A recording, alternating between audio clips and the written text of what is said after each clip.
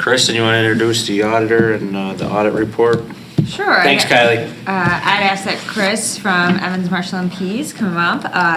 He is going to present our audit, which begins on page 66 of Board Book. He also has received the board's questions and plans to incorporate those into his presentation tonight. Chris, thank you for your patience. Yeah, not a problem. I was just going to say, I recommend the Accounting 2 course that no one takes up there. Get some better hires at my firm.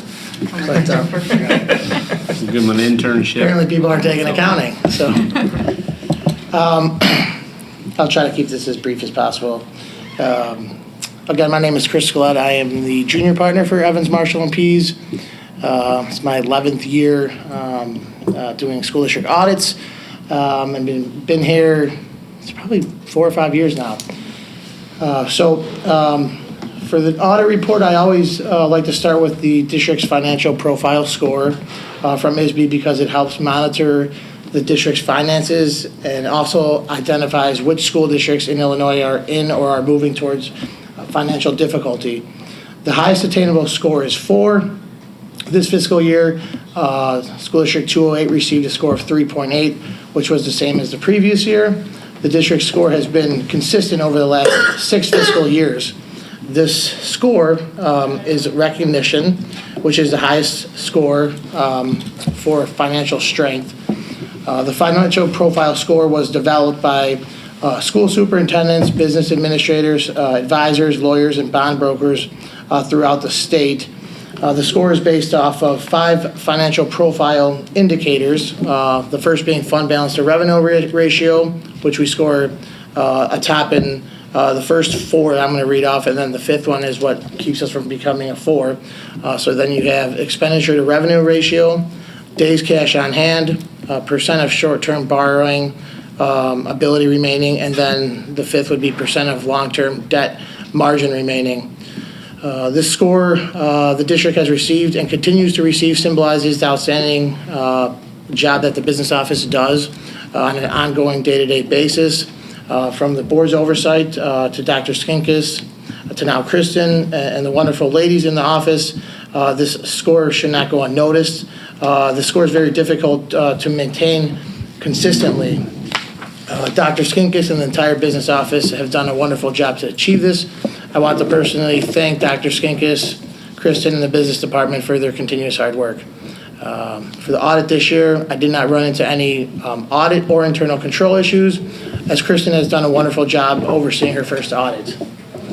The district has increased its operating fund balance from about $15.3 million in fiscal 2013 to about $25.5 million at the end of fiscal year 2019. This has resulted in a significantly improved cash flow.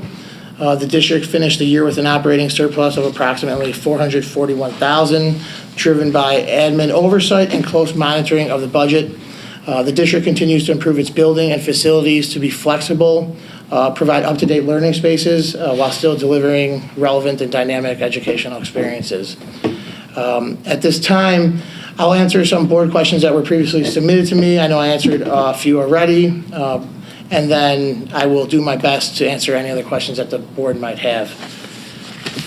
One of the questions I had was in the management discussion and analysis. There's a Kristen, you got a page of where Chris is referring to? that would be I can Just so, Board Yeah, sure. book.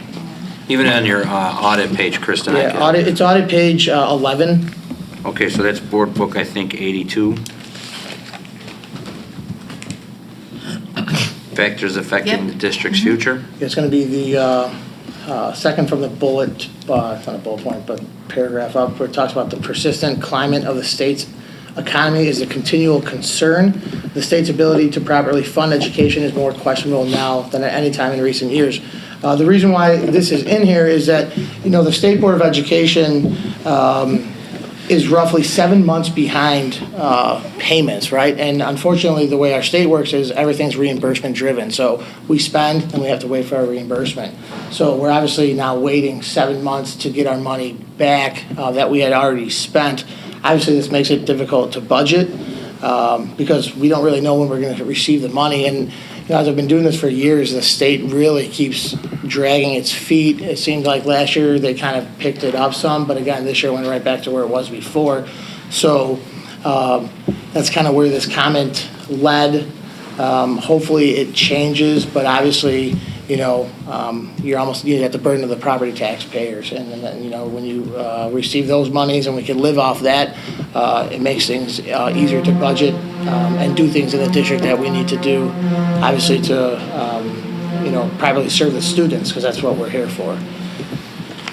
Another question, it's about the pension liability. I'm not going to really point it out in the note. The pension notes have gotten extreme. That increased about $900,000. The reason for this is there's two pension studies that are done. One, IMRF is done on a calendar year basis, which is December. TRS does theirs actually a whole fiscal year behind, so we're reporting June 30 of 19. TRS actually reports as of 18. So there's a 6-month or year gap in these studies. At the time of when these studies were being done, the stock market was very volatile at that point in time. So the market was kind of moving up and down, and when these studies were being performed, the market was lower, therefore increasing the pension liability, obviously, because all the retirement savings in that bucket, value goes down, increases the potential liability. I believe the other question. Is that liability to the district, or is that one of those GATA laws where the district just has to have that on their audit, so in the event that cost shift ever came down, we would be aware? Correct. Yeah, the pension liability numbers in the audit report is not something that is currently due. This is based off an actuarial study that says in case IMRF or TRS went under, the district would be obviously liable to pay for that portion of the pension. So this is not something that's due currently. It's more of just a note disclosure that just puts this forecast in the future. To be honest, these pension numbers have gotten extreme, and from what I'm hearing going forward on a GASB basis, which is the standards, Government Accounting Standards Board, they're looking to now streamline these to shorten them, because these audit reports have gotten to the point where people aren't reading them because they can't understand what we're reading. A lot of the stuff I get is given to me from actuaries, and sometimes I don't even know what they're giving me. I'm just putting them in the notes because that's what I'm supposed to do. And that makes it difficult for me to explain to boards what's in here, because I'm not an actuary. So hopefully they can streamline these things just to make it easier for me and for me to be able to explain these things, because the actuary that's writing these reports, unfortunately, can't sit next to me every time I have to present to a board. So. Can you repeat the time frame real quick on the IMRF versus TRS actuarial year? Sure. So IMRF is reported calendar year. So for this audit report, it had been 12/31/18.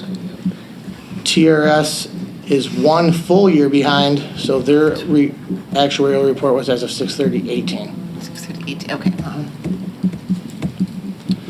And then another question I had was the effects of health insurance in past years. Not exactly sure how much in detail I should go, but just from looking at the audit report, I know there's a schedule in there that kind of just talks about our benefit trend costs, and they've been rising. Well, just without digging super deep, the only thing that I could say is that, over the past 5 years, staffing has increased at the district. Obviously, if staffing increases, that puts a burden as a benefit liability, therefore obviously would increase employee benefits. So, the more FTEs we have, the more people that are eligible to receive health insurance and benefits, obviously therefore increasing the benefit costs.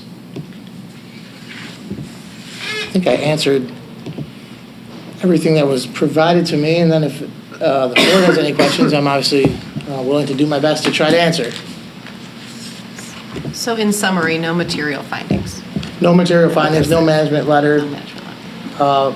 unmodified audit opinion, which is a clean opinion, which that's page 1 of the audit report, I believe. My page number, yes. Just wanted you to say it on the record. I understand. I would say, good job.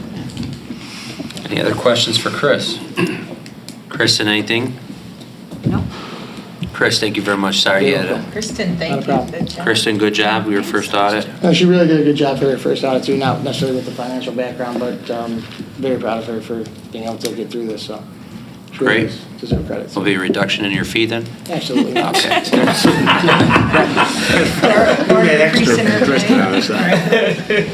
Thank you very much, Chris. You're welcome. Keep up the good work, Kristen. Thank you for your help with this.